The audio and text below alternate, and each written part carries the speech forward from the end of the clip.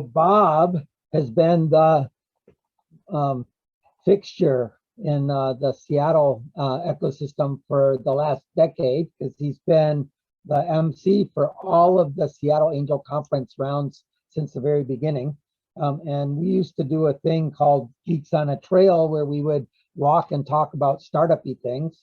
And so that's been a really long time that we've been doing that. And Bob has now grown his program to include a whole bunch of interesting things. So Bob, if you would introduce yourself and then lean right into the conversation. Absolutely. Thank you, John, for all you do. You've become quite the fixture yourself, and I appreciate all the good work you do.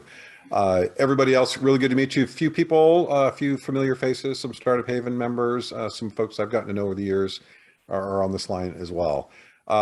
Yeah, a little bit about me. So I started my life as my career as a software engineer and then turned entrepreneur and started a few companies in Seattle starting a little over 20 years ago. Learned a lot of things along the way, and hopefully I can help you guys avoid some of the arrows in my back with hopefully with some interesting stuff today. About 15 years ago, I started asking founders and investors to get together once a month to have dinner, and as it turns out, to play cards. And that was a really, really surprisingly useful thing to do. I didn't expect it, but what happened was when you get the right people in the room and they get to know each other, they build relationships and they help each other. And so that simple, very humble poker game grew and grew and grew and grew. And 15 years later, we have 2,300 founder and investor members, mostly along the West Coast, but now across North America. We've hosted 350 events for founders and investors to get to know each other. Amazing, wonderful things have come out of that. And now we launched an accelerator in 2019, and we launched a fund last year. And we have a number of other support programs for founders and investors as well. So that's Startup Haven. I sort of quit the job of being a founder and moved over to being an investor and organizer for founders. That's sort of what I'm doing now. The thing I want to talk to you guys about today, I'm really excited. One of my favorite things to talk about is capital strategy and how founders should think about raising money. And for purposes of this conversation, I want to give a little bit of what I hope will be some useful stuff around fundraising in general, and then I want to get on to what I think is probably the most important thing for founders to understand when they're raising money. And it's about the story that they're telling investors. And in case you have never done it before, I'll just share with you that fundraising is hard. It's time consuming as heck. It's very, very stressful. And it's not normally the core of any startup's business. Being really good at fundraising is not usually the sort of fundamental value proposition you're bringing to your customers, but you still have to do it, and you have to do it well in order to be successful, because you're a growth startup or a venture scale startup. And I heard the introductions, and clearly a bunch of venture scale oriented, growth oriented startups on the line here. Not every startup is a venture scale startup, and there's different kinds of venture scale startups. And venture scale basically means you're going to raise venture capital to successfully build your company.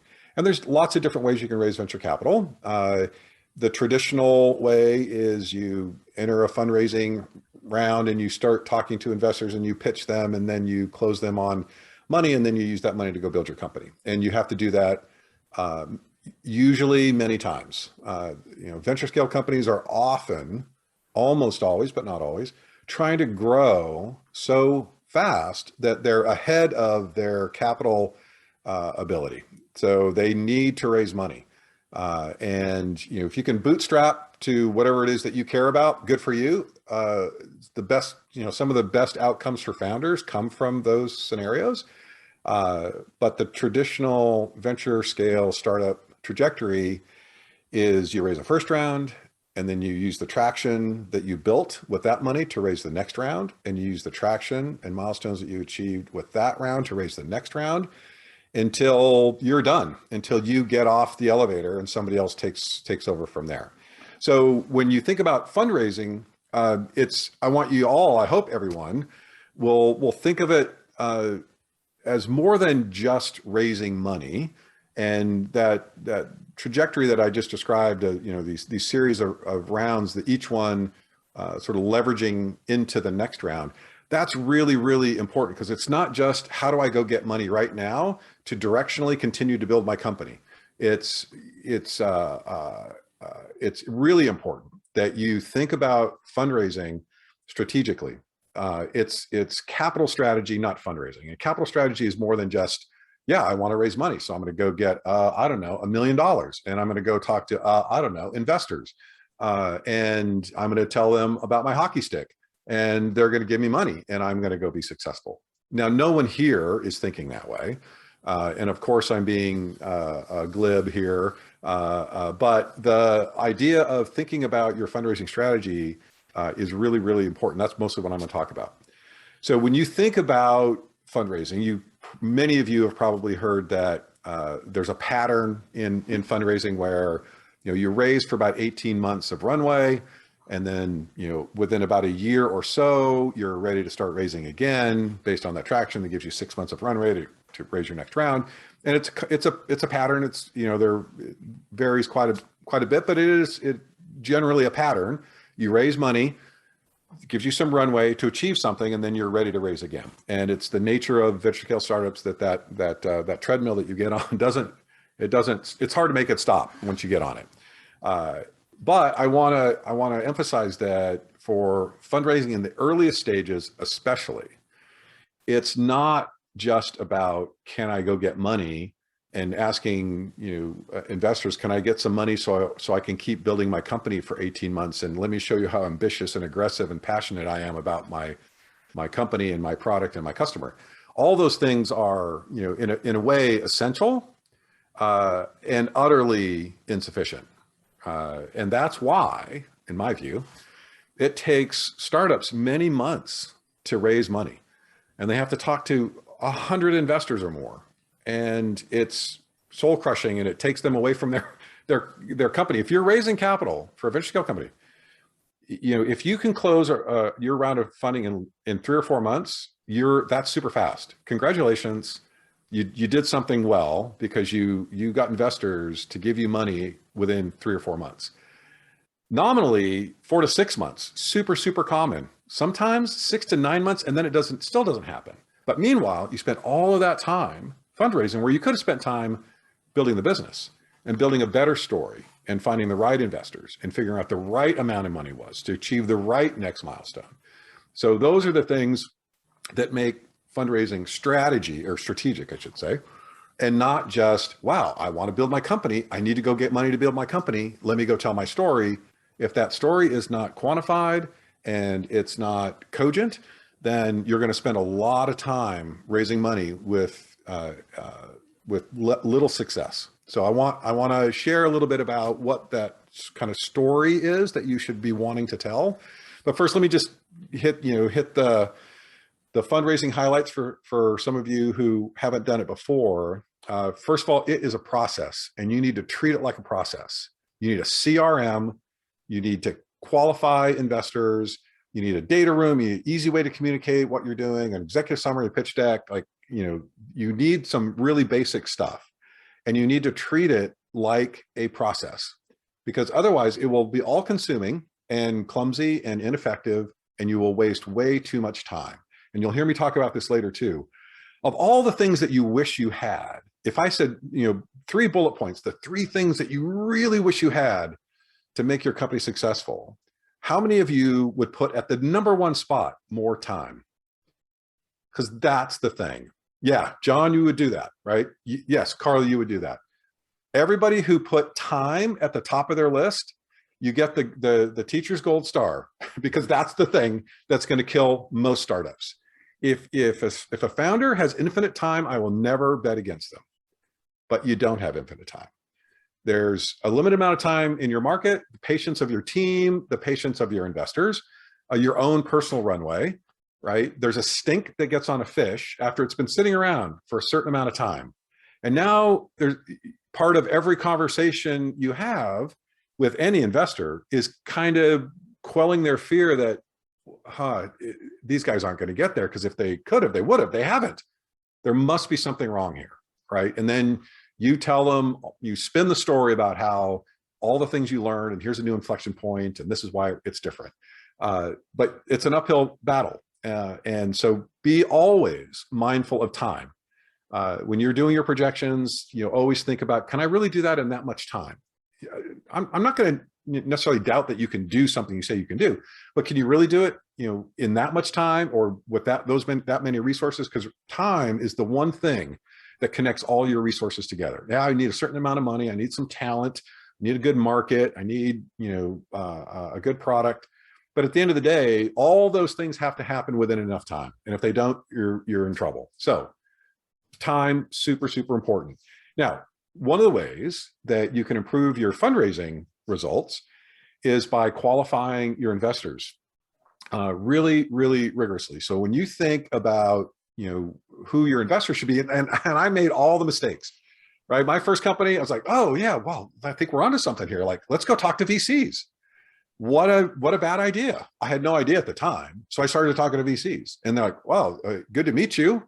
Let me know how I can help. And what I learned from that experience of wasting many months thinking that the people that I needed to talk to were people who write $1 million checks or more, is I was so not ready for that. And there's nothing I could have done from where I was at to be ready for that.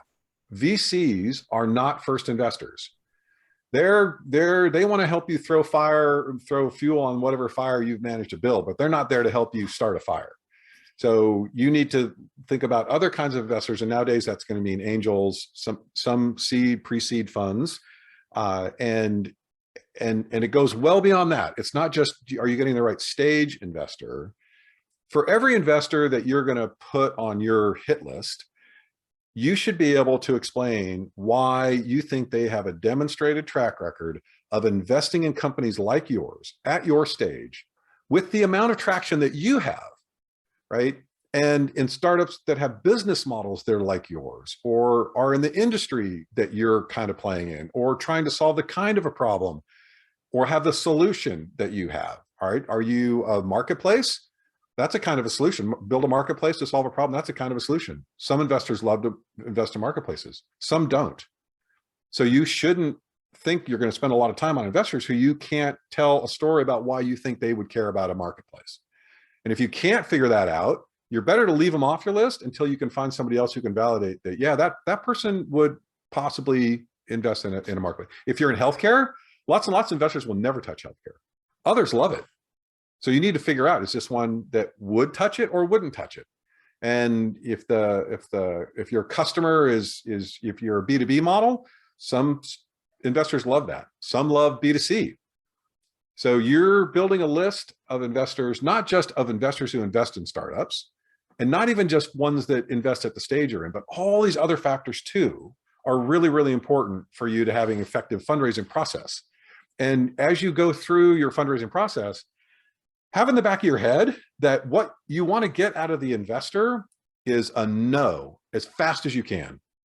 That's, no investor who really thinks you're interesting and might be up to something is going to give you a hard no if they think you might be something that they're interested in. So it's kind of hard to get a no out of an investor anyway. And the ones that you get it out of, you can just say, okay, good. It wasn't a good fit. Your job is not to find investors. It's to find investors who are a good fit. And that fit part is really important. So don't feel bad about getting lots of no's. You're going to get lots of no's anyway. So just try to get to them as quickly as you can so that you can move on and spend your time on investors that have, at least in principle, the possibility of not being a no.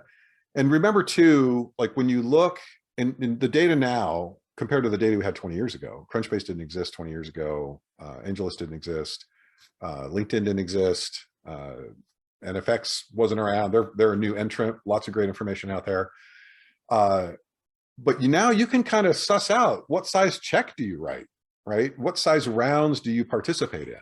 If you're looking at investors who the last time they invested in a seed round was 2004, then, right now they're writing big checks into big rounds, then, it's fine to have an informational sort of conversation and get to the, hey, introduce myself, here's what I'm working on, ask for help. There's an axiom, I first heard about it through Brad Feld's book, but what he counsels everybody to do is, look, if you want money, ask for help. If you want help, ask for money.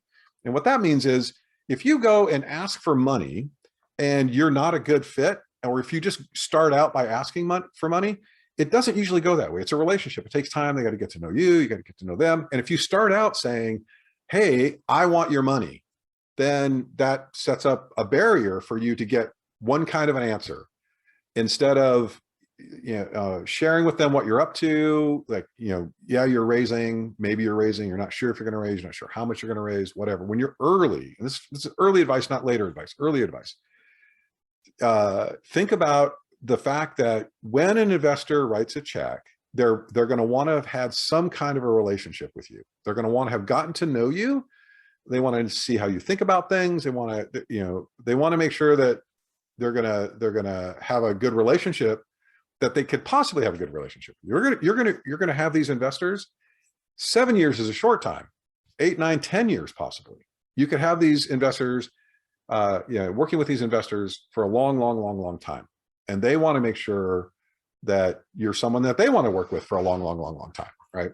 So when you think about finding your investors, remember that this is a relationship, and remember too that and this is super important. Like, if the one thing you remember from all this is that most of the investors that you're going to talk to are going to see hundreds of deals this year. You're one of 100, 200, 300 deals that they're going to see this year. 400, 500 deals, right? If the really active angel investors even look at many deals, they're trying to figure out, for the 3 investments they're going to make this year, are you one of 300 deals they'll hear about that's the magic one for them, right? So know that when you're trying to get their attention and keep it, you have to be doing something special for them, right? You have to look like the kind of company that they want to look at, because when I don't know if any of you guys have been a hiring manager, right? You get 100 resumes, you get 200 resumes, you get more. The first cut is like misspellings. Like, this might be the best candidate I ever had, but look, all these misspellings, I just can't do. No attention to detail. I'm going to get rid of them, right? You're looking for reasons not to go deep with a candidate because you don't have enough time. Investors don't have enough time to spend weeks or months with you, because they have they're only going to be able to do that with a handful of companies, right? So do yourself a favor, figure out which ones are most likely to resonate with you using all this data that's now available, and then work it like a process. Figure out how you're going to get an introduction to them. Cold stuff works apocryphally. You'll hear stories about, I just sent him an email, or I pinged him on LinkedIn and he invested in my company. And that does happen, but it's not a strategy. So think about how you can get an introduction to that person, and then keep track and keep following up and run it like a process. Right? People have written about this stuff ad nauseum. I'm not going to go into a lot of detail, but run it like a process. One last thing on that, and this is something that a lot of early founders don't realize. When you raise money, you're usually raising it from multiple investors. 5 angels, 10 angels, right? And often the dynamics of investors are, some like to lead and some like to follow. Some will do both. But if you're going to raise money from a bunch of people, there's huge value in finding a lead investor who is going to roll up their sleeves and do the diligence on you and report that diligence out to all the other investors and help you figure out the terms, bring in other investors. These are things that a lead investor does. And so as you go through your fundraising process, you'll identify some investors who'll say, I like what you're doing. Yeah, I'm interested. Yeah, soft circle me, or yeah, I'm in. And then you ask them, well, what do you think, what range do you think 100K or 50K or 25K or whatever it is. But they're going to need a lead first. They're not going to come in until a lead comes in. And that lead is someone who will usually write one of the bigger checks of the group, not necessarily always, but usually we'll write a big-ish check for that round. And they're going to put time in with you. And they are then going to convince all these other soft-circled investors that, yeah, this is a good deal and here's why. And you should trust me because I did the work and, and I'm investing. So finding that person is often really, really hard. I've worked with startups who've had an oversubscribed round, more investors, following investors, than could even fit in the round, but they couldn't find a lead. And so all of them, and then a stink gets on the fish, and then they're like, oh, there's only so many updates that you can give investors before they start wondering, well, gosh, you can't find a lead. It's not like you're not trying, so there must be something wrong with this deal, right? So again, time is a factor there too. All right, so let's think now. The strategy, sort of capital strategy, starts with how much you're going to raise, and lots of founders think about that in lots of different ways. I'm going to encourage you guys to think about it in terms of what is the next strategic milestone that you need to achieve that will unlock the next strategic thing for the company, right? I think John, you might have been the first person I heard this from, but I think it's starting to catch. This was years ago, but startups are an exercise in jumping from one lily pad to the next lily pad to the next lily pad, and you don't really get to skip lily pads. And if you miss a lily pad, you drown, right? So thinking about your startup as a series, many of these lily pads over years, and rather than in the very early days, rather than thinking about, oh, I need to raise for an 18-month runway, not so much. You can do a lot in the early days of a startup. You can do a lot with a little, and the money that you raise in your first round will technically be the most expensive money you ever raise, because you're going to have the lowest valuation you'll ever have, hopefully, if things go well. So raising the right amount of money and being able to know why that's the right. It's one thing to say, yeah, I want to raise $1 million. And you talk to a bunch of people and go, yeah, $1 million seems like, yeah, I agree, that's the right amount. It's a different thing for you to say, it's $1 million and here's why, right? That not just because other people say that sounds like a good enough number, but because you know what you need that $1 million for, or that 50,000 or 500,000. And the way to think about that is, what am I going to deploy this capital toward that will help me get to the next right strategic milestone? So for different companies, it's different, but no matter what, it should be quantifiable, and you should be able to tell a cogent story about how you could get to it, right? And you yeah. I want to, make that really concrete for people, because when you say strategic milestone from an investor point of view, what we mean is you're changing the value of your company. You de-risk the company some way, and now the company is worth more. I put in $100,000, now it's worth twice as much. Not I'm going to build something and I have a new feature and I got the new feature done, but I built something and now the company's de-risked, and because it's de-risked, the value changes. Yeah. I want to pound on that stone a lot. Yeah. So I'll tell you what I think about that. So milestones, we have different kinds of milestones. If I say milestone, everybody's heard of milestone. You've all done milestones before. You probably have KPIs and other things, right? That you work toward. Operation 30, 60, 90-day plans, various things. But strategic milestone is a special thing. It's a technical term, in my view. It's a technical term. It's that thing that you could get to, and in the early days, it's about 4 to 6 months out. So, if it's less than 4 months, it's, if you've been working on it for a while, great. But if you're like, oh, now I figured out where we need to be next. If it's less than 4 months, it's dangerously similar to an operational milestone. Like, oh, if we keep working in this direction, we'll end up at a place if we just keep doing things like this. But a strategic milestone is strategic because it unlocks a next thing. That next thing is part of what increases the value of the company. There's things that you will have access to, be able to do, to achieve that you can't achieve now, but that if you were to grow to some other milestone, it would unlock it might unlock strategic partners, it might unlock a new market, it might unlock, just a new customer is enough. But just think about that in a quantitative way, and it's almost never a product. I've been talking about this stuff for a while. I've been talking to lots of founders. I can't even think of one where the right next strategic milestone had almost anything to do with their product. It's not about what you're building. It's other things. And it's almost always some element, some measurable element of the growth of the company, which is going to be customers, users, revenue, transactions, things like that. Things that show that your business is working. And that if you can show that it's working well enough to get to some strategic, some number of customers, some amount of revenue, some number of transactions, some number, right? It has to be quantifiable. If it's not quantifiable, you're on the 6 to 9 month fundraising track.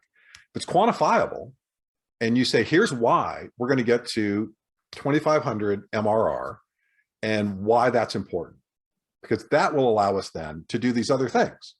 Right? It'll fund something. It'll allow us to do the strategic partnership with somebody who won't touch us until we get some traction or whatever it is. It might unlock a next round of funding.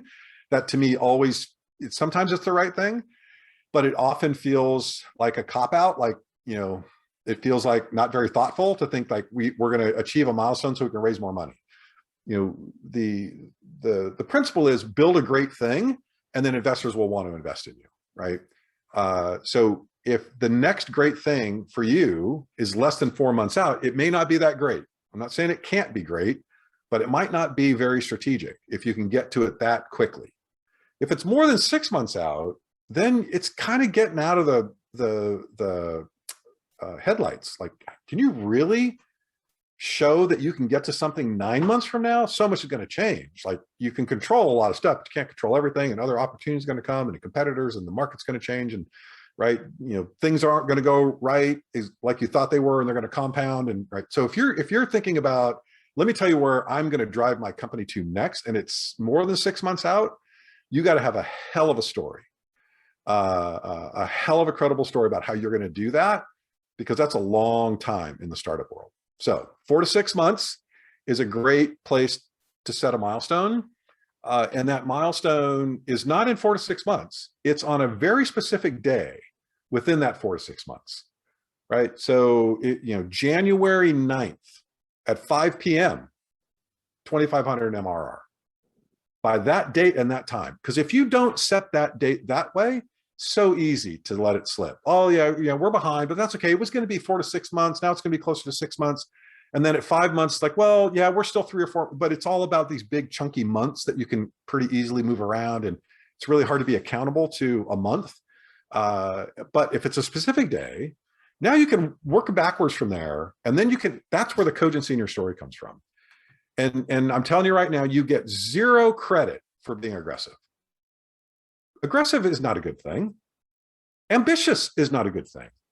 Credible, like actionable, doable, achievable, the right thing, not the aggressive thing, right? If it's aggressive, what that tells me is you might not get there. And you won't be able to tell me how likely you are or not to get there, because it's aggressive. It's a stretch goal. When I hear a founder tell me, oh, well, yeah, it's a stretch goal. We're going to get to 1 million customers. I know that's a stretch goal. But even if we don't get there, we'll get to some great place, because if that's so big, even if we don't get there, we'll still be successful. And that is the incorrect way to plan your startup. You should know and be able to defend where you can be in that 4 to 6 months. Now you're short-circuiting, if you can do that, you're short-circuiting the fundraising cycle. Because now investors will hear a credible story about what you think the next place is the company needs to be. And if they agree with you and you say, oh, and here's how we're going to do it, and they think, gosh, that's actually plausible, you've overcome most of the diligence hurdle. Diligence is basically investors reverse engineering your story to see if it's cogent. And so that takes time. And mostly, like, when I've heard so many founders talk about, like, yeah, I had to talk to 100 investors before I finally found the investor that was a good fit. But what happened in those 6 months was that person heard all this feedback from investors who didn't want to invest, and they kept tweaking and changing. They're like, oh, and they made the company better. So the 6 months later, that 100 investors like, oh yeah, so you've learned as you went, and now you have a better story. It was a different story to investor 100 than it was to investor 1. there's different investors or different stories, different companies, lots of differences in startups. But if you wanted to pick like the one thing that you could do to make that cycle shorter, it would be what I just said. Strategic milestone, 4 to 6 months out, specific day, cogent story about how you can get there, what that will unlock. I've shared this with many dozens, probably maybe 100 by now, investors, because this is the Startup Haven Accelerator. This is the curriculum that we teach in the Startup Haven Accelerator. And so I've been working on this for years, and I've talked to a lot of investors about this. And I said, it seems like your diligence is reverse engineering their story to see if it's cogent. Like, oh, absolutely. Like, I said, what if somebody came to you and they just had a story that was already cogent? What would you think about that? They would love it. They want to see you guys come to them, not with big hockey sticks and big vision and, oh my God, $8 million from 0 to 8 million by next year, 30 million in year 3. They don't want to see that because they don't believe it, because it doesn't happen. Right now, it's your hockey stick doesn't need to be utterly realistic. We all know that they're not. But to the extent that you can draw a line on that hockey stick that crosses over that date within 4 to 6 months, and you say, that's where we're going to be. And now let me tell you why I think we can get there. And that's where the cogency of your story comes in. It's one thing to say the milestone is cogent. Like, if you think that your next strategic milestone is some absurdly aggressive thing that nobody thinks you can get to, or it's some weird, like, why that doesn't seem strategic at all. Once you have that, though, then it's about being able to explain in some detail. And these aren't plans, because, conditions on the ground, and, you're trying to be approximately right, not exactly wrong. If you try to be exact, you're going to be wrong. If you try to be approximate, and then people get it. It's like, oh, we think we're going to get to 2,500 MRR in this date 5 months from now. And because we're going to do these things in these channels, right, with this cost and this result, and we think it'll convert like that. And you should be able to tell that story. You can't do it yet because you don't have the money to do it. You're trying to get them to give you capital so that you can do those things. And if you don't know yet what you're going to do, and one of the pitfalls that I see a lot is, well, we're still at the experimentation stage. I can't tell you what we're going to do. I want your money so I can go experiment. That's, experimentation essential. You got to do it. Absolutely. But if you haven't tried it yet, I think you'd be surprised at what you can make fail on paper without even having to run the experiment. And just in a little tip for building an advisory board, if you actually challenge yourself to tell a cogent story about the kinds of activities you're going to do in the kinds of channels, with the kinds of messages, with the kinds of costs and time and conversion, if you try to actually figure out what that could be, you can cross a lot of stuff off the board already, just because, gosh, even if it worked like you thought it would work, it's not worth doing. But the other thing it does is it exposes to you where your blind spots are, and it shows you the things that you don't fully understand, or the things that you can't yet tell a cogent story about. And that then is just this glaring beacon about the kind of advisor you need to go find. If you don't have a cogent story about how you're going to do LinkedIn ads, and how much it's going to cost, and how long it's going to take, and what the conversion is going to be, and then you need to go find an advisor who knows that. Right? At the advisory, building advisory board, informal advisory board versus a formal advisory board. I think for the informal advisors, those you can go get easily, and lots of them, and lots of people want to help you. But be careful about just looking for folks that you think are cool and big names and things. You want people who can roll up their sleeves and help you, and have that tactical understanding of the gaps in your story, because they can help you solve for those, right? So when you go fundraising, your pitch is not just about, oh yeah, we're going to spend 60% on product development, 30% on marketing, and 10% on overhead, which is super typical, frustrating as hell for investors because it tells me nothing.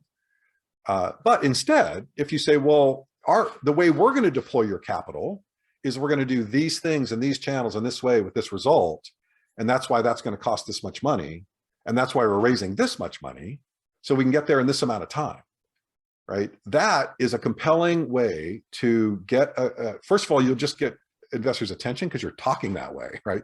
You're talking in terms of a quantified strategy to achieve a milestone that sounds interesting, right? Good, something, right? At least it's an interesting milestone, if nothing else. And by the way, when you start to talk like this, people answer like this. So if you say, here's my next strategic milestone, here's why I think it's the right one, because it'll unlock this, and that's important, and here's why. Then you'll get answers back from really smart people. Investors, a lot of them are very experienced, they've seen a lot, and they'll say, well, actually, I'm not sure that's the right, why wouldn't you just do this instead? Like, oh, I hadn't thought about that. But now you're going to get that kind of advice, right? That kind of answer. They're going to answer in whatever language you ask in. So if you say, yeah, can you give me $1 million so I can keep building my company in this direction? And they're going to say, yeah, well, keep in touch, put me on your update list. And yeah, let me know. I love what you're doing. Like, let me know if I can be helpful, but I'm not writing a check. I'm not committing to that right now. And, one way to look at that is you haven't told them a coaching story yet. So before you go raise money, and you should do this, but by the way, building a coaching story is not about fundraising. Building a coaching story is what you should be doing as a founder so that you can be successful. And if you do that, it has the side benefit of impressing investors and at least getting you to answers more quickly and helping you find the right investors. So that's why, again, like we said before, the goal is not fundraising. The goal is to build something great that investors want to invest in. And so you doing the exercise, and this, you'll do this exercise for the life of the company, figuring out what your next strategic milestone is, super, super important. I'm sure many of you know of a guy in town named T.A. McCann. He's an investor now, he's a founder before, and he coined an acronym, ITINDY, which means important things I'm not doing yet. And I encourage everyone on this call to go look up T.A. McCann and ITINDY and read his blog post, because it's super important. There's not enough time for you to, for you to do virtually anything, really. Time is terrible. It's super not enough time to do all these other shiny things and not to be focused. The best way to be focused, because opportunities will come at you as a founder from all directions. And if you don't have a North Star, if you don't have commitment that you know where you need to be next, it's really hard to cancel out all that noise. And ITINDY is one way to say, yeah, that sounds really good. I'm not saying it's a bad idea. I'm just saying we're not going to do it yet. So I'm going to go park that over here for a while, and I'll kind of know if and when I want to go back to it. But right now I'm focused on this other thing. So focus is one of those things you hear a lot from people, but nobody really tells you how to figure out what to focus on. That's a hard question. So if I tell everybody, every founder I know, oh, remember, focus, you got to focus. You got to focus. But I don't tell them how to figure out what to focus on, because they can focus on any one of those bright, shiny objects, right? The whatever just passed in front of them. That sounds really great. Oh my gosh, I don't have any other commitment so strong that I'm ready to pass it off. So that must be my new thing. But if you have a cogent story about your next milestone, every morning you wake up and you know what you're supposed to be working on. And another nice side benefit, your whole team knows. So everybody's aligned. Everybody gets it. They know that we're not going to get distracted. We're going to stay focused on that thing. But if you don't know what that thing is with conviction, not just, yeah, this is kind of what we're doing, but being able to defend it as the right next thing for you to do in that 4 to 6 month time frame that you can actually do.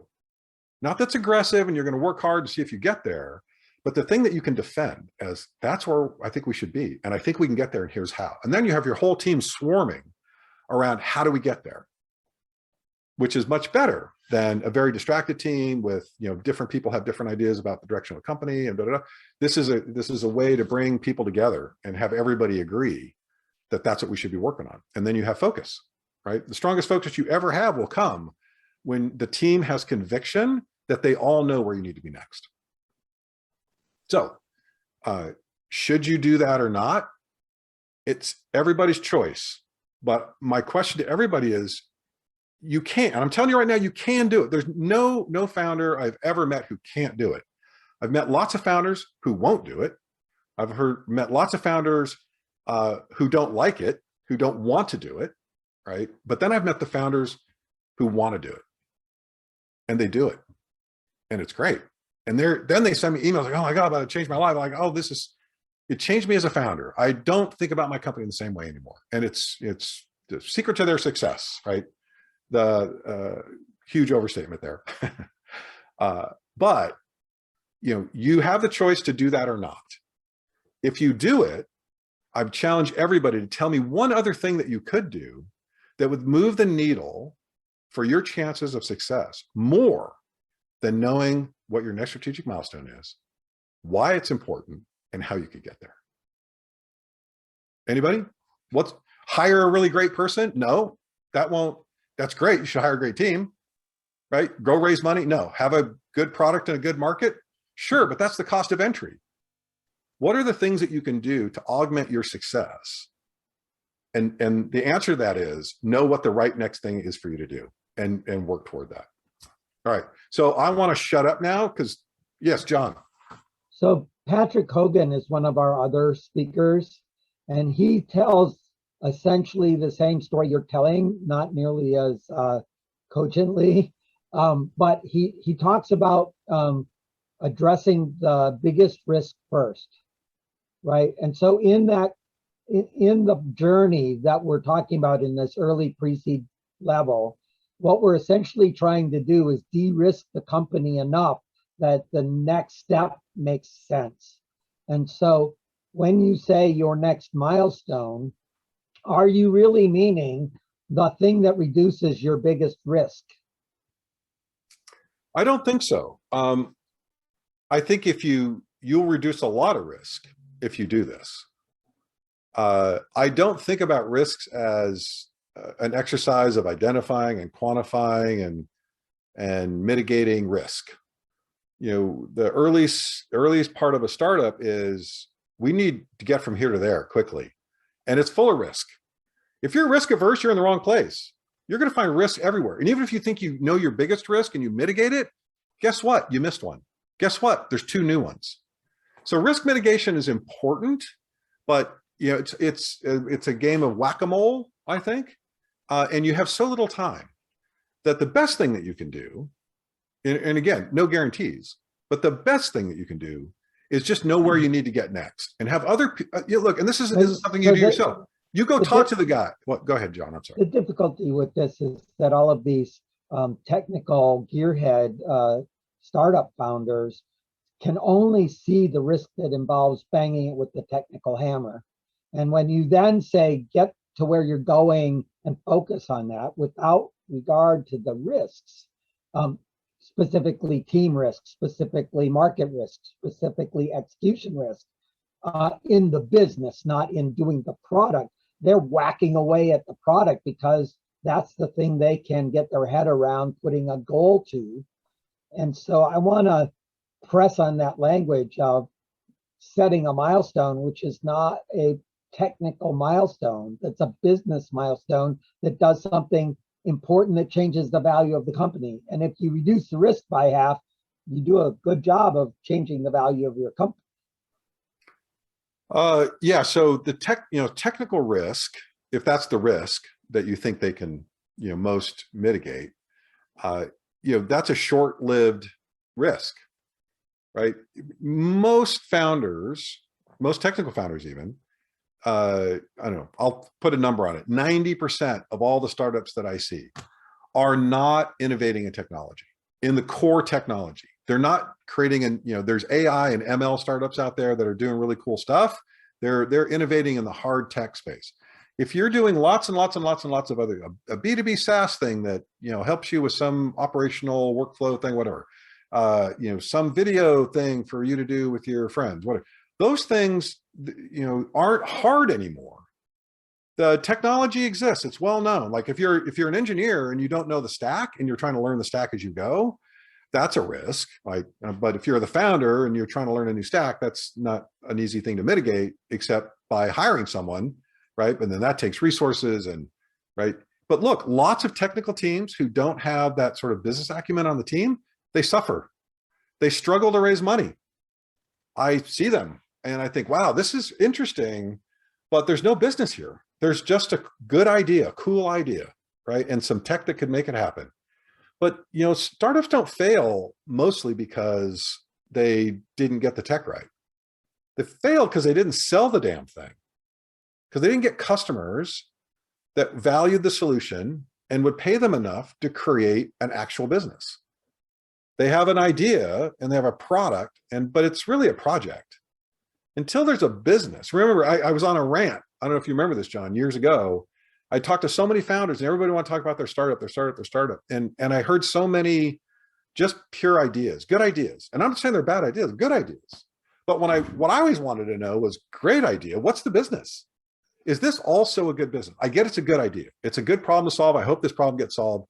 Can it also be a good business? And it's a separate question, right? And well, I think as founders, and I suffered from this problem too, we get attached to our idea and we're very personal about it. And, you know, that's great. You got to have that, but it blinds us in a lot of ways. That passion blinds us to whether or not this really good thing could also be a good business. And if it could be a business, can I make it a good business?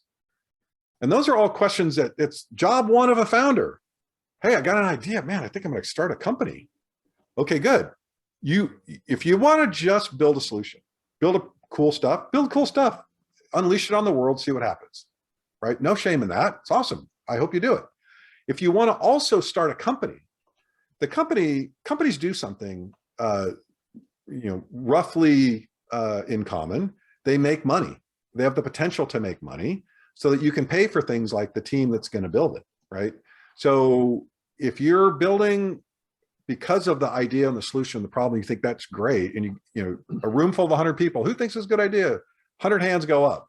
How many people think this is a good business? Totally separate question. Like, if more than a few hands go up, I'm curious how they can know that this is a good business, because ideas do not come imprinted with them. This one's also a good business. And many really, really good ideas that you should be proud of are not also a good business. They sometimes lead to a good business through a pivot here, an innovation there, right? A few things happen and you figure out what the business is, but good ideas are not inherently good businesses. So go figure that out. And that's something, by the way, you can do sitting in your cubicle at Microsoft, right? You don't have to quit your job to go pursue this thing that you haven't yet figured out if you can tell a story about how it can be a business. And look, it's not about proof. You don't have to prove these things. To be cogent doesn't have to be, you know, provable. It just has to be in principle reasonable to people who understand what you're trying to do. You know, one of my favorite tweaks on a quote. So you guys know the quote, you know, that you know, entrepreneurship is the act of jumping off a cliff and building a plane on the way down. 100% accurate, but incomplete. Because what Reed did not say is you have to design the plane on the way down. Now, he wasn't trying to be specific, and he wasn't, I've never talked to him. I don't know if he would agree, but look, if you want to jump off a cliff and build a plane on the way down, great. If you haven't even figured out if there's a design that would fly, gathered some materials, figured out what expertise you'd need to build that plane on the way down, you know, the most natural result for you is a crash at the bottom of the cliff. The failure rate in startups is super high. I put it at 95, probably because I see a lot of the startups I don't even think get on people's radar when they start counting how many startups fail. At least 95. So why are you in the 5%? What makes you the one that's not going to fail? And I can tell you right now, it is not your passion. It's not your perseverance. It's not your persistence. It's not that you're going to work hard. None of that is why you'll be successful. If you don't have that, you're highly unlikely to be successful. Those are all utterly necessary and utterly insufficient. So how do you get in the 5%? I can't tell you. I can tell you if you want to move in that direction and you could do something that you control, that you all are capable of doing, the best thing I've found is figure out that next lily pad. Where do you need to be next? Why is that the right place to be next? And how could you get there? And if you can't tell a story about that, you're shooting in the dark. Why would you want, you're risking your savings, your relationships, your career, your reputation. It's a lot on the line. Like, why would you do that if you didn't have some idea about where the right next place is to be. Startups are hard. It's a journey. It takes a long time. You're going to have many strategic milestones. If you can't even articulate what the next one is, then you might still be successful. It's not like you can't be successful if you don't do this. I'm saying the best way for you to improve your odds to navigate this journey is to think at least somewhat that way. I see that there's a question by Carly.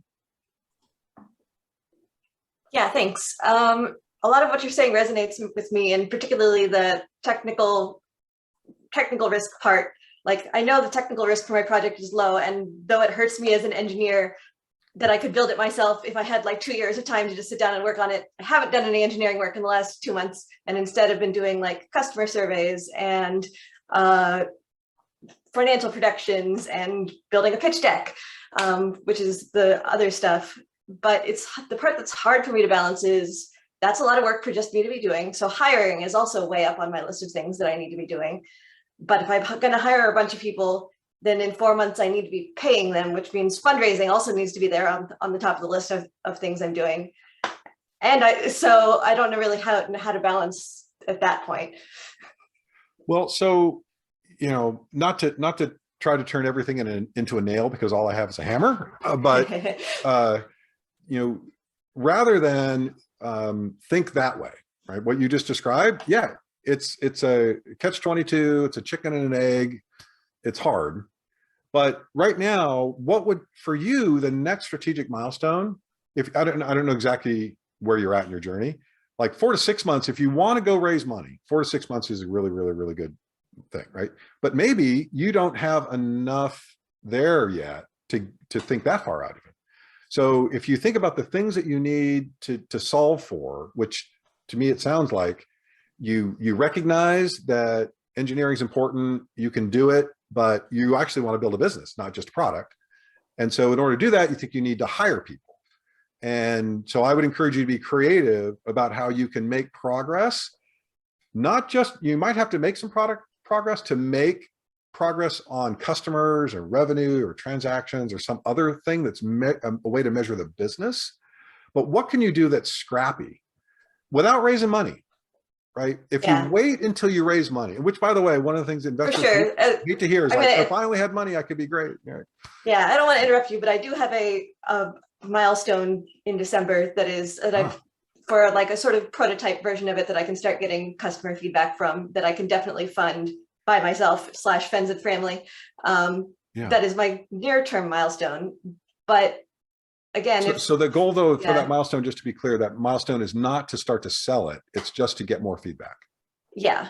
Or like it would be getting probably money for it, but only in the like hundreds of dollars as I start getting small people paying. Like it would still be doing the business model just at a very small scale and very manually. I think John's really good at this. I'm gonna let John take that. Yeah. So my little red flag went up at that point, and the word that I heard was MVP, and then I can start talking. And that's over at step 3.5 of the 4 steps to epiphany. And the first step is customer problem fit. And so do you have 100 people who are early adopters who have the same problem, who are willing to spend money with you around solving that problem? Not talking about the solution at all, just solving that problem. Like, would they come to a workshop and pay you 25 bucks to learn about all the current alternatives that suck and why they suck? And if you can't find that 100 people and get them to give you an email address, a LinkedIn, and 25 bucks, then your marketing task is more crucial and important than you're building the MVP, right? I don't have 100, but I do have 20. So I do have confidence that I could get those people if I ran some more Twitter ads. So you have 20 that paid you. Not that paid me, but have checked a box in a survey that said I would definitely do this. So like it's a marketplace. So it's not, no one is paying me dollars for this. They've said I would sign up to sell things on this platform or I would buy things on this platform. So when I see I would be willing to, I discount that by at least an order, if not 2 or 3 orders of magnitude. I was in a room of 50 people. I was starting a business. How many people are with you? 48 hands went up. of those 48 hands, 0 of them put money in. The people that put the money in were the 2 that said, no, it's a pain in the ass, don't do it. So the people that are enthusiastic and the people that write the checks are like different groups of people. And you haven't, and when Bob says qualify the investors, in the same way, you need to qualify the early adopters. And if you haven't qualified that group of people that are the people that are early customers who will pay money today to you to solve this problem, not how they solve it, but that they just have a sore red spot and they're scratching at it and they're willing to pay you to scratch at it. If you can't solve that problem, all of the other stuff can wait. Yeah, I agree. And I do have a lot of focus on that too. I have someone whose next task, I have hired someone now whose next task is to sort of gather candidate customers and do a lot more focus on where the biggest pain point are and the people we can get the immediate feedback from. So that's definitely part of my problem is I do want to focus on that, but I have some pretty strong amount of confidence that there is a problem here and I do have a good solution for it. And so therefore, I will say, looking out a few months, like trying to plan a little bit more strategically, how do I, Yeah, so marketplaces are unique. Lots of different models are unique. Marketplaces are unique. Mm-hmm. You know, the ghost town and critical mass challenge for those things. You got to get enough people on both sides to make a transaction happen. So, you know, in terms of milestones, think about, you know, not as a platform and building a product, but what are the ways in which you can just bring those people together to help them meet each other, even if it's not the great platform that you want, so get transactions going. Part of the reason I'm confident is that people already know each other.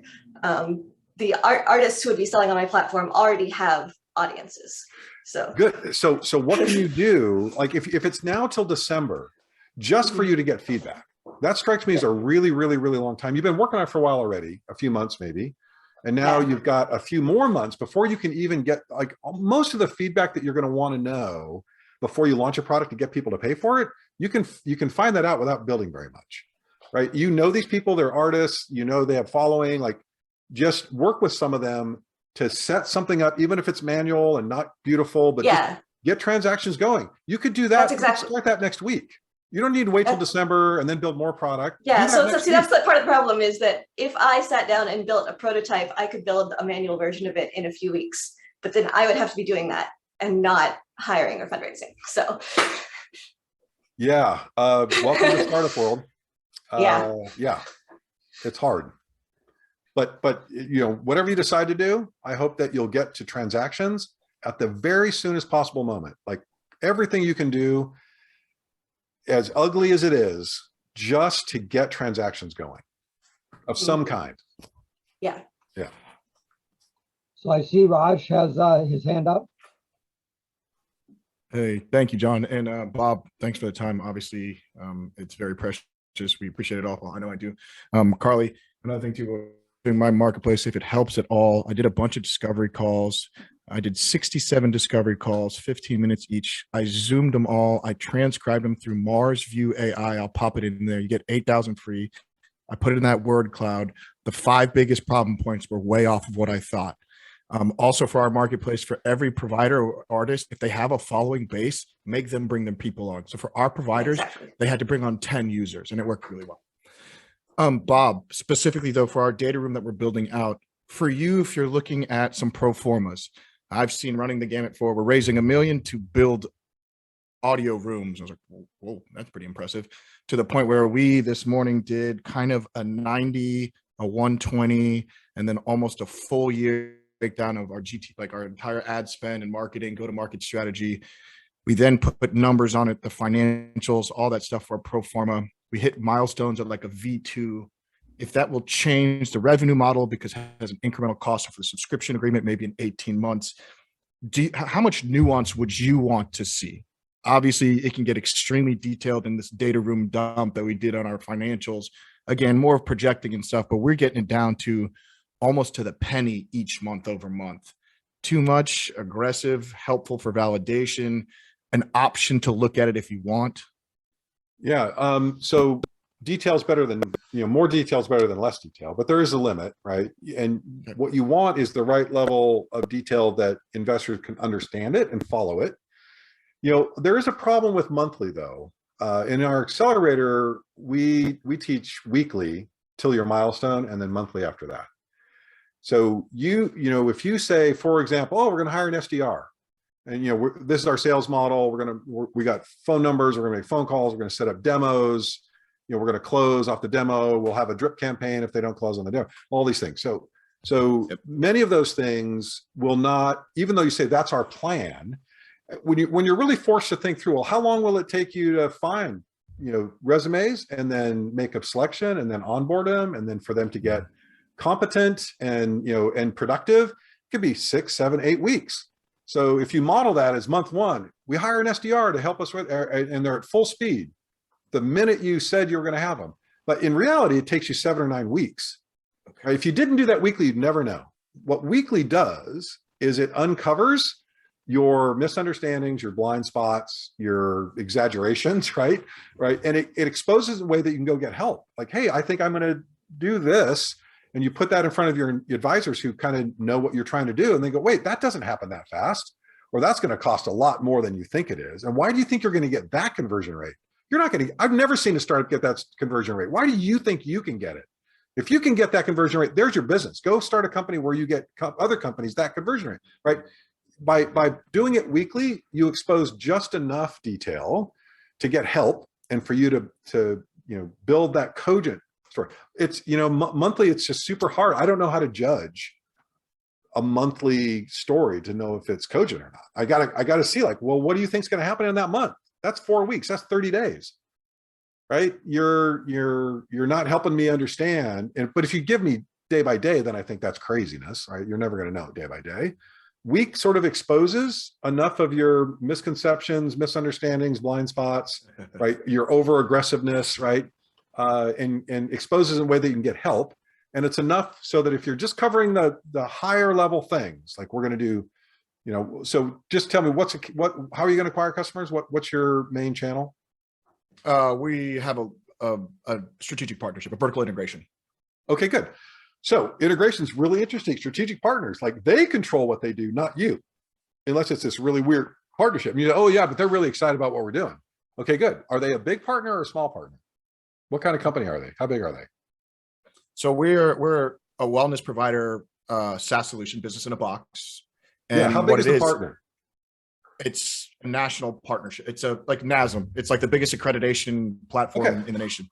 Yeah. So awesome. Great to have that kind of partner. Good to talk about. But now when you actually model out, how long is it going to take them to do the things they need to do? And how good are they going to be at that? If they have to do marketing for you to their constituent, like they have other shit they're working on and they're going to put you on a calendar, right? And then they're going to have processes and teams and priorities and, very, very little sense of urgency relative to the way you have a sense of urgency, right? So, and the solution for this is anytime you have a strategic partner that's bigger than you need to have explicit conversation, like schedule the call where we're going to set expectations about timeline, right? Because they have approvals that have to happen. They got budget cycles. They have other initiatives. They have all this reorgs going on. They have all these things that are going on that you don't have. So you should have a call with them and say, hey, I just want to break open the calendar here. Great to have you as a partner. Here's what we think is going to happen. You're going to do this by this date and this by this date and this by this date, and get them to commit to it, or at least warn you off of it. Because those things that you want big strategic partners to do, almost always, I mean, if I could bet against you on whatever you think the timeline is going to be, I'd bet against it right now, not even knowing what it is. Because I know Bob, these if big I could ask partners a are clarifying question. Yeah, that's please. great because you gave the perfect answer that I kind of am wondering. We're so the platform, they're already offering our service to the 130,000 providers they have. It's not on a time ETA type thing. We're already there. They love what we do and they want to empower their end user that they make, and they already have 130,000 of them. But for you as an investor, if I said, hey, I already have access to that, you're like, oh, sure. It's like, it almost has this sense of false validation. How many new customers do you get a week from them? So again, we have 11,000 and we stopped because our MVP is rolling out this week and we don't want to onboard until we get more. So 11,000 transactions, weekly, monthly, whatever. They're paying, those 11,000 are paying you money. Yes. or the company's paying you for each of those 11,000? Nope. Those These are all revenue individuals relationships. now. Okay, all individuals, but they're all paying. Yes. Okay, so you have 11,000 customers that you're going to roll a V2 product out, and this strategic partner is going to say, "Hey, everybody, there's a new product," and where they're going to help you roll it out. They're going to help you market it to those. No, it's an app. So on the app, we'll just be like an update down the road. So we already have the provider. We already have the removed at this point. They're in our ecosystem. They're done. So so when you think about modeling that, your monthly, like, what are the assumptions? Again, we didn't talk much about this, but underlying this whole thing about, telling a cogent story is identifying what your assumptions are. If it's not timeline, it's something else, right? But whatever the assumptions are that you're making, all those things that you think must be true in order for you to achieve that milestone. So if you were to think about like what your next strategic milestone is, if it's just rolling this V2 out to this customer, that's not a strategic milestone. No. So we know exactly the next strategic milestone. And so for you, what are the, I should have maybe mentioned this a little bit more, but look, your job, John, you had mentioned risk mitigation. The way that risk mitigation intersects with this groundwork growth modeling, this cogent story, is through assumptions. Like, what are you assuming must be true in order for you to achieve something? And often, I throw out like strategic partners, they're hard because they're big and you don't really move the needle for them. Like, they're a big company. Like, if you're going to bring, $100 million in revenue next year, they're probably all over you. If you're not going to bring them $100 million in revenue, and you're going to bring them, good customer experience and, 100,000 in revenue, or just got to put it in scale and think, how much are they going to move mountains to do it on my timeline? Maybe they just are that rare partner that wants to move quickly, has the ability to move quickly, and they're good at what they do. Then that's not a big problem. But identify for you, I think, time is important. So what are you assuming will happen when, as you have this, you're talking about modeling, we're going to spend this much down to the penny. We know what we're going to spend, and right. So if you haven't thoughtfully mapped that to the amount of time that's going to take, especially anything that's gated through your partner, then I would identify all those assumptions and I would validate them. And the nice thing is, when you're working with a strategic partner, you have all the resources you need to validate them. You have them. You just ask them and you say, here's our timeline. I need somebody to set my expectations. Can you do this? Because if you can't, I want to know now. Not in 4 months when oh man, right? I want to jump in for a second. The question that Raj asked made me ask the question, what's your key metric that identifies product market fit? And at least for me, the metric that I look for is a bounded cost of customer acquisition.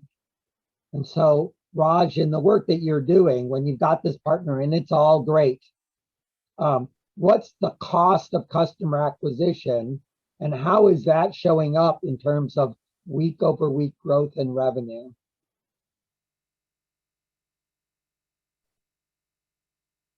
So I guess I should then I just don't want to take too much time, but contextually, we're not paying for this service. We are giving them a service. It's a freemium model for 30 days that all of their graduates get, and then they're out of the system. Our conversion is one of those metrics.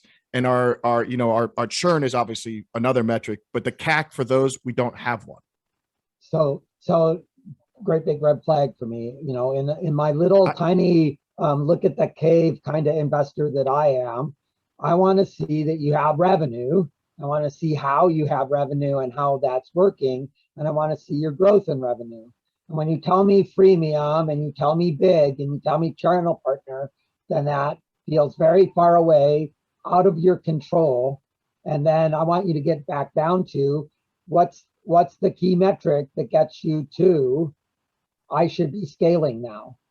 And for me, that key metric is cost of customer acquisition. Customers are people that pay you. How much money do I spend to get a customer? And then the second question is, how much do I expect to get from that customer so that it's a reasonable ratio, right? I know a bunch of companies that know what their cost of customer acquisition is, but the cost of acquisition is bigger than the revenue over the next 2 years for that customer. So that's not a business, right? So figure out where that milestone is so that the investor can get clarity on when this thing should be scaling, because there's no point in scaling a business if you're not making money out of the process. And I'll add to that too. So Raj, when you said, and this I think is just nomenclature, the way you said it, but when you tell me you don't pay anything for your customers because you have this like they set them up, it's freemium, then they leave, and then, but you know, the words that you said sounded like your model is you acquire customers for free. And, you know, sometimes you can do that, you know, for a short time, you know, but eventually velocity can catch up with you. It's like, oh, you got this partner to do that. Well, all the other partners like it do the same thing at the same cost. And you know, if you get them, if they do graduate freemium, they convert, they start to pay you. To John's point, are they going to pay you forever, or what's the lifetime of that customer, and how much will you have to pay to keep that customer re-upping or whatever? Anyway, you know, yeah, customer acquisition and lifetime value, core metric, like everybody should know. I have a thesis about, at least cogent thesis about what that is. And, you know, to John's point, I didn't hear that, right? But it, you know, your milestone though, all these things, I think I tie them back to what's the milestone you're trying to get to? If you got 11,000, like, is your milestone to get that to 25,000? Or if they're paying you $3 a month, or what if you have 30 grand a month in revenue, is your goal to grow that steadily 20% month over month for an average of 4 months within 6 months? Like, that's the way I would encourage you to think about the milestone, because those are the things. V2, V2 might be important. It unlocks a new subscription revenue stream or something like that. That's great. You got to do that. That's your product though, right? Building your product should never be a milestone. Building your product is a thing you do that you're going to take through milestones. So, you know, for you think about raising money. If you want to raise money, you know, what are your investors who are going to invest in your kind of business going to care about? I don't know, because I don't know your business well enough. But if it has anything to do, which it almost always does in this early stage, like, you know, one of the things that trumps a lot of other problems is revenue and customer traction. If you can show that even though the numbers aren't big yet, but it just keeps going up every month, every month, every month, every month. Wow. And you can explain why you're doing it. And then it starts to look like, wow, you have figured something out and you need money to scale that. You know, if it's jagged and flat and up and down and like, yeah, but as soon as we get money, we're going to go like this. Right. So try to tell that story as soon as you can. Yep. It just goes up, just goes up, just goes up. Milestone, 20% month over month growth for an average of 4 months by end of whatever that date is, 6 months out. That gives you a couple of, you know, months to not quite get to 20, but then, you know, you get to 20. Right. So figure out how you want to grow the company so that those next investors will look at you as, wow, you're a good fit for me. I see that Stephen Bay has his hand up. Awesome. Hey guys, first, thanks Bob for all the advice you've been on here. I've had a lot of conversations with a lot of advisors, and there was still a lot here to take away and leverage. So thank you very much for that. So we are a B2B SaaS platform for Fortune 500 companies. And generally, this is something that angels are a little reluctant to jump in on, because it's long sales cycles. It's an innovative product that's not in the market yet. We closed a round last summer from a strategic investor who took the whole round, and we're in the process of talking with VCs. We have some committed right now, and we're really looking to bolster that with some angel money as well. And so I wanted to know if there's any thoughts you had. I've never experienced combining institutional investors or financial investors with with angel investors, and if that's something that, you know, a B2B solution that's kind of defining a new space that's not existing currently, if it's a waste of our time to really focus on angels for this type of product. Well, so first of all, it happens all the time. VCs, you know, bring in angels mostly. If you have a VC, so just broadly, how much are you going to try to raise? Right now, we're just to your point, to get to a 6 month mark, we're raising 750,000. Okay, so that's like, those are small VCs that would write a check into that round. Yep. So they're either going to write a placeholder check so they can watch you, or you're in their sweet spot. And it's not really, I mean, it's a VC, but it's probably more like a small fund. Yeah, most of them are small funds, and we're actually not doing we're doing a safe. We're doing a 750K safe. Yeah. So right now. angels, super common. What's more unusual is that only small funds would participate. That's actually more unusual than a small fund or two and 3 to 5 angels, right? That's really common. You know, and if one of those funds is going to lead, is one of them going to lead? We have our existing strategic investor. That's I wouldn't say that they're leading, but they're participating. And we have another one that they generally don't lead, but they're putting in. They've already made an offer. They've already kind of put in They're putting in cash in that safe. So I don't think that they would consider themselves a lead. And we have another couple of conversations that. Well, if you have the strategic and a fund in there, and it's a small round, and you have some obvious traction. I mean, one of the problems about having a strategic investor early on, not very many problems with them. Go get them, guys. They're great. However, they have interests that are not always aligned with venture investors, right? They invested in you not because, oh man, this is great. What a great investment for our company. The return on this can be great. No, like they want to be a first customer. They want to have some control over the features and direction. They want you to do something special for them. Like, those are some of the things that strategics want up front. So if you come into the next round, like having a strategic participate, it's a thumbs up. That's good. If the strategic doesn't want to participate again, not necessarily negative, but not a positive. And so but the diligence, like what matters to those investors, that a strategic sin is good. So to me, this feels idiosyncratic. It's going to depend on the funds that you're talking to and the angels that you're talking to. If they get it, they want in, that's great. They won't need a lead. You're the lead. You're going to lead them through this. It's a small round. If these funds are in for 100 or 200 each, and you need another, 3 to 5 angels at 25 to 50 each, and you can fill out your round, then, that's, you could do that without a lead, but you just have to have the right investors who get what you're doing. Right now, one of the problems too with strategics is you often spend so much time focusing on strategic because they're the first customer, right? And they want you're going to build a solution for them. You're evolving your product. You feel like, oh, we're going to do this for them, but they're paying us for it, and we're going to have a better product in the end. But then it distracts you from actually building customer base for people who don't have any other vested interest in you, right? So when an investor sees that, they say, okay, good, great, strategic, they like it. That doesn't tell me anything about the rest of the market, right? Because sometimes what happens with strategics is they're basically outsourcing software development to you. They go, you got this solution. We could build it or we could buy it. We'd rather, buy it from you, but it doesn't quite do what we need yet. So we need you to work with us to make it really awesome for us, right? And whether or not what's awesome for them is going to be awesome for enough other early customers, like if it is, great, that's a great story to tell. But if you don't have any of those other customers, it's a stretch, more of a stretch than if you had 4 other customers that were like the strategic or even kind of like the strategic. Then it shows, wow, you got a strategic, you made progress, you evolved your product. Now the rest of the customer base is responding. But if you don't have that, it's a different story. I wouldn't worry about, funds and angels, they play together all the time. There's no weirdness about that. Now, a VC, if you're raising 5 million and that VC wanted 5 million of it, they're like, oh no, we want this whole thing, then that's trouble. If they want 3 and they want to bring in 2 of their other, strategic, investment partners, and they're going to tell you, no, we don't want that investor, right? That fund or that angel, they'll dictate terms, right? But at that point, they're the lead, and you're going to do what they say. Exactly. Right. Yeah. So you don't really have that dynamic right now. So angels and funds play together all the time. It's not even a concern.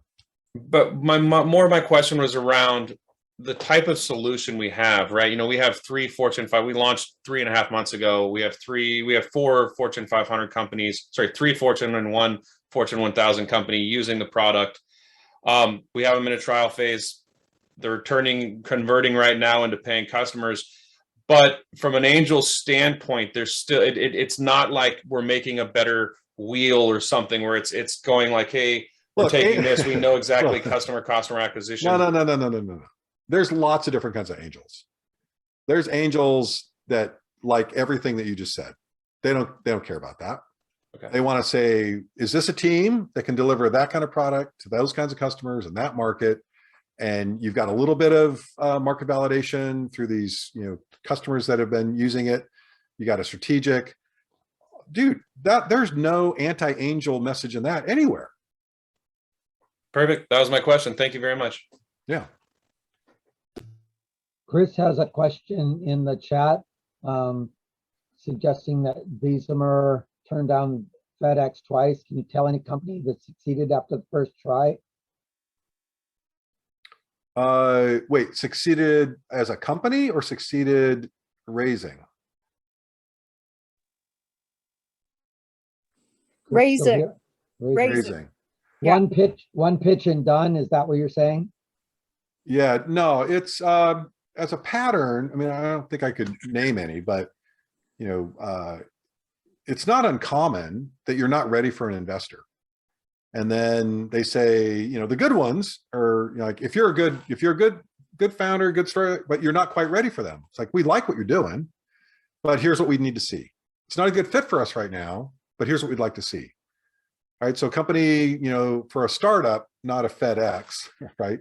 But for a startup like you guys, you might pitch an investor and you did a good job and you really are a good company. You're a good team. They like what you're doing.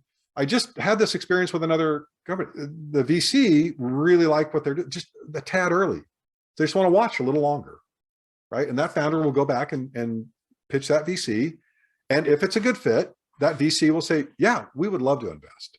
And if it's still not a good fit, they'll say, this is really good, but here's why it's not a good fit, right? And sometimes it's not that the company's not a good company. It's that they don't have anybody, who's got time to sit on a board, right? For your sector, like that person who runs that sector for our fund is on 7 boards and you just can't have them on another board, right? There's a bunch of reasons that investors don't invest in a company at any given time. You just don't want to be the company that's not investable, right? You want to find the right investor. If Bessemer wasn't the right investor twice, big deal, right? I'm sure they talked to lots of investors.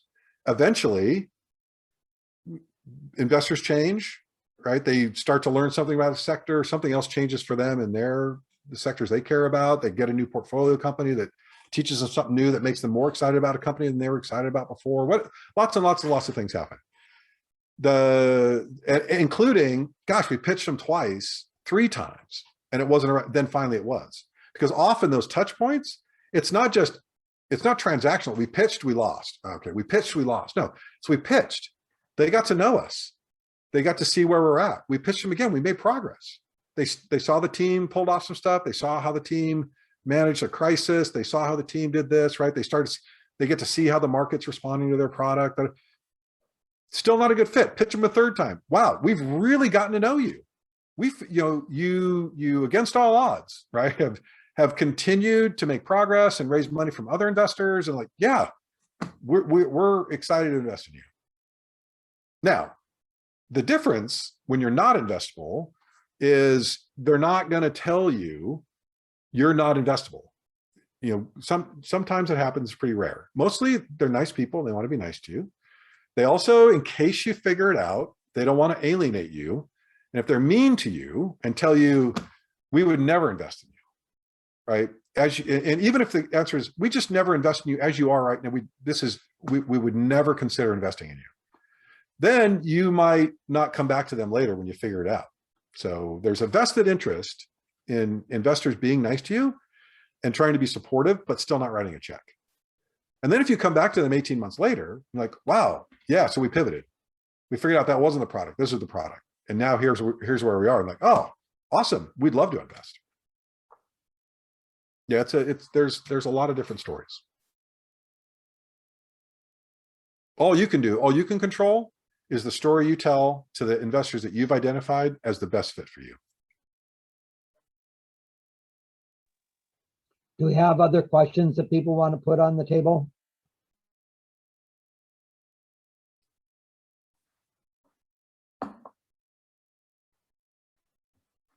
Not hearing anyone. All right. Our work here is done.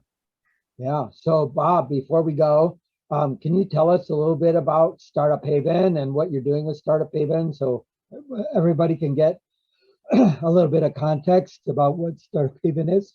Yeah, yeah. So as I mentioned before, Startup Haven started out as a gathering dinner and playing cards and building relationships, which was tremendous for many years. Some years ago, after we reached a certain critical mass of founders and investors, started looking at other ways we could help them help each other. And some other programs have evolved out of that, and which is a blessing because COVID has made it impossible for us to do all the other really good, fun things we used to do to help founders build relationships.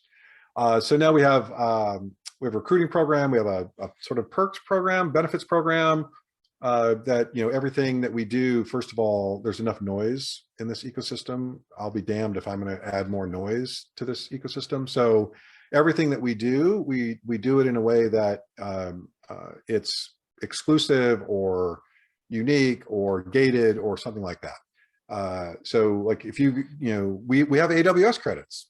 Lots of people have AWS credits. You've got Pulse, you get 5,000 AWS credits. But to get their $10,000 or their $100,000 offer, you got to be part of one of their partner organizations. So we negotiated with them to be one of those partner organizations. And so we have a number of those kinds of sort of monetary benefits. And then we're launching a recruiting program where startups can vouch for candidates and only our members can hire out of that pool.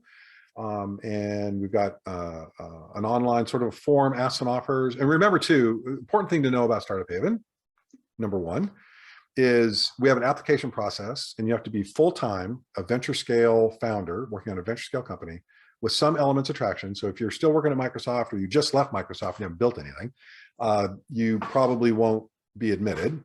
So you have to meet a certain requirement. And investors, we ask that they be, you know, actively looking for their next investment. So we're very serious about how we curate who's in the room. And then, you know, we use that really amazing culture and talent and experience to facilitate everybody helping each other. In the meantime, 2019, we launched an accelerator, the Startup Haven Accelerator, where, as I mentioned, we teach the groundwork methodology, which part of what I talked about today touches on that methodology of assumptions to milestones and validating and cogent story and so forth. And we launched a venture fund as well. So we have a pre-seed fund. We invest in companies very early, but you have to have a product in market with some, you know, early signs of commercialization. We often co-invest with other investors, and yeah, that's kind of us.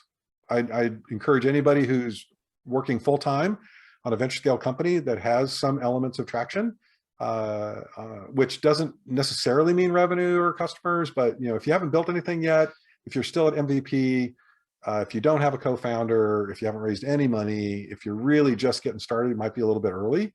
But once you get to that point where you do have some elements of traction, then we're here for you. Cool. Thank you, Bob. I sure Yeah. appreciate you coming and talking on this topic. We're going to see much more of you as we get into the final event on November 17th. Yeah, and I just want to say one more time, thank you, John. I'm grateful for this opportunity, and again, everybody on this call, you know, this gentleman in front of you, John, has probably done more for the Seattle Angel ecosystem than any other person or program, literally in Seattle's history. And I'm just grateful, John, for all the work that you do. Thank you so much. I really appreciate that. Yeah. So this is sort of the end of our summer session of workshops. We'll continue the Thursday noon. And so if you go to the meetup group at Seattle-Angel, you can see the workshops as I put them together. I'm still filling out what the fall will look like. So if you have suggestions of things you'd like to hear, please send me a note. And then we will be focusing our evenings on the process of engaging in the investor American Idol meets startup dance for the next 3 months. We will be spinning out a health-oriented one of these running 3 months out of cycle. So our health-oriented workshops will start Thursday evenings on September 9th, and that'll be through APIS Health Angels. if you click on the 3 dots on the bottom of the chat, you can save all the notes that I've been typing in there and all the links that we've been doing. I look forward to seeing you all at our future meetings. And again, midnight tonight is the deadline for applying. And if you're coming in this round, today's the day. And if you are not coming in this round and you need specific help to try to get to that critical mass that Bob was talking about, we have an open coffee that we do every Tuesday morning to chat about, what the resources are that you need to connect to and get you going. Thanks for coming so much. Thanks so much for coming. Yeah, thank you, everyone. Great to meet you.